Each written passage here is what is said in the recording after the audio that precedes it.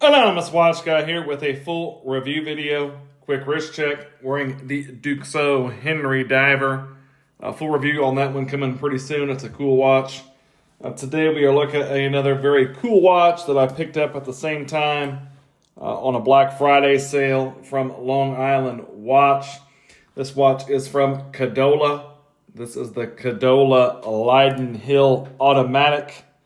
And this is obviously a watch that looks an awful lot like another watch that you might be familiar with, the Tissot PRX. Very similar, if not identical, case-shaped dimensions bracelet. So it is an homage to that watch. This one is 41 millimeters. 41 millimeter watch. Of course, with that integrated bracelet, you got some funky measurements. It's basically 26 at the top of this integrated bracelet. It does taper down to 18 by the butterfly clasp.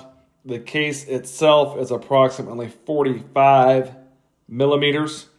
But when you include the integrated first link, it comes out to about 52.2 millimeters.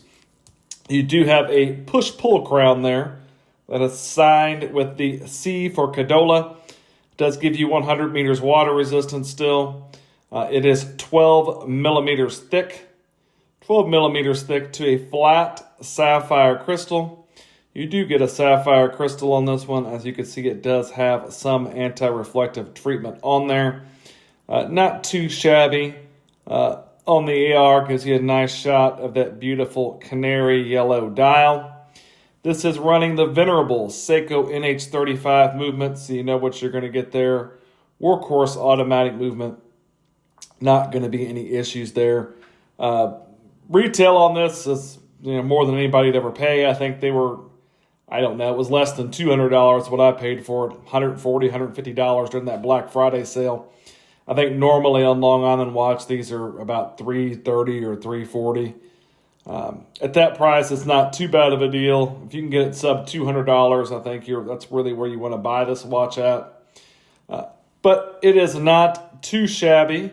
Let's take a closer look. You do have a very nice bright yellow dial. Makes me think of warm summer thoughts as it's cold and snowy outside here today. You do have what appears to be applied indices at each one of your hour markers. You've got the Cadola logo up there beneath the 12 o'clock position. You've got automatic above the 6. Kind of annoying with the 330 feet, 100 meters down there. Don't know why we need that. But you've got a date window down there at the 6 o'clock position. Kind of a stick-style handset. You do have a beautiful baby blue, sky blue seconds hand that contrasts very nicely with your bright, vibrant yellow dial. You've got a black minute track out there along the edge as well. Don't know if I like the black minute track going around it there. It is a little bit hard to read at times at certain angles. I think it could have been just fine if it was all yellow. Don't know if they're going for a bumblebee look there, but all yellow would have been just fine with me. I do like the kind of step down, almost sector dial feel with that smaller inner circle on the dial there. You've got a nice kind of horizontal line pattern there to give some just kind of differentiation to the dial. Makes it a little bit interesting. I think it is a nice looking watch. I think that differentiates it some from the Tissot PRX, makes it a little bit different and not an exact clone. Finishing is pretty solid. It is all 316L stainless steel. You've got some brushing on the sides of the case. Some high polished bevel to differentiate between the side and the top of the lugs. Brushing on the top. The finishing is not on par with the Tissot. I wouldn't expect it to be on par with the Tissot. But it is not bad. And for the price point, I think it is, on par with what it should be. You do have integrated bracelet. Some decent light play on this bracelet. It's not terrible. Again, it is not quite on the level as the Tissot bracelet. It is sized with split pins. You can see your arrows there. You do have a twin trigger deployant butterfly clasp. It's unsigned. On the back, you do get a screwed-in case back that says Cadola, and it gives you some other specs around the back. They're pretty plain, uneventful case back. Bracelet, again, is pretty good. It's not on the level of the PRX, but it is not too shabby. One thing I will say, and I'll show this to you on my wrist here at the end. I have a 7.5-inch wrist. I took no links out of this bracelet.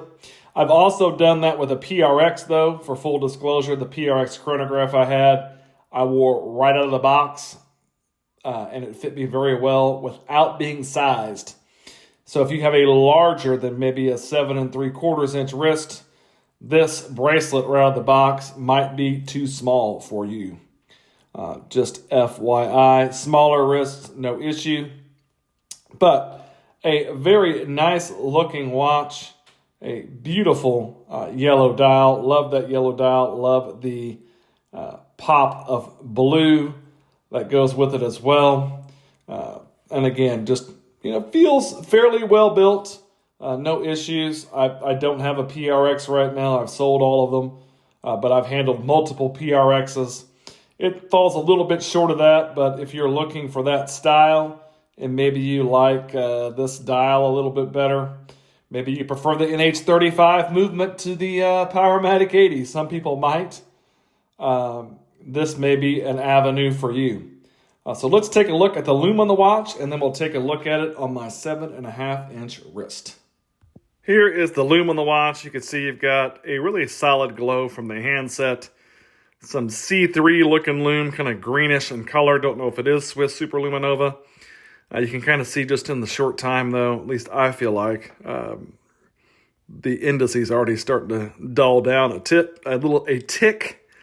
But not terrible at all. I like the fact that the end of the seconds hand is also loomed. You don't get that on a PRX.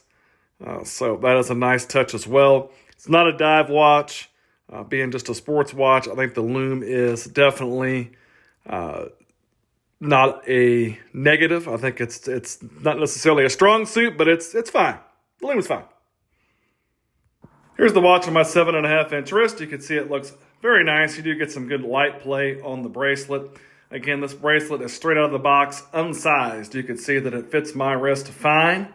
It is just a smidge loose. If I took a link out, though, I think it would be a little tighter than I would like it. So 7 3/4 inch wrist, no problem. Bigger than that, it might be a little tight on you. But the Cadola Lydden Hill, a PRX homage that overall is pretty solid if you can get it for the right price. If you liked the video, give me a like, maybe subscribe to the channel. Thanks for watching.